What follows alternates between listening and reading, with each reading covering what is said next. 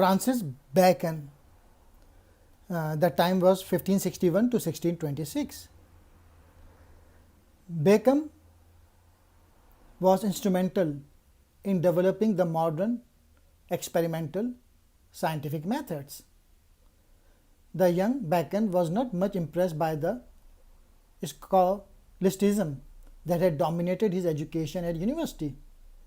The scholastics approach made scientific inquiry largely an armchair enterprise. They spent the majority of their time pondering the works of Aristotle and constructing arguments, and put little effort into actually observing the world around them.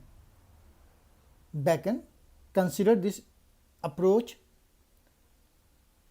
stultifying and developed an alternative method of scientific inquiry, firmly based on experiment and observation.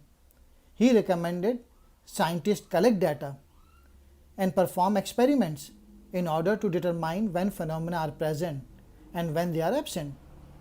Bacon himself considered a number of such experiments, discovering, for example, that the rays emitted by the sun and by flames contain heat, whereas those emitted by the moon and stars do not. The ultimate aim of science, though Bacon, should be to establish the fundamental laws governing nature. It is easy to forget that science, as we now understand it, is a comparatively recent development. After language, it may well be our greatest inventions. The new approach to understanding the world that Bacon helped develop would, in the space of just 400 years, utterly transform our lives. We can fail to recognize just how rapid scientific progress has been. In only 4 centuries, we have discovered electricity, antibiotics, developed computers and satellite, discovered the building blocks of matter, and looked close to the edge of the universe.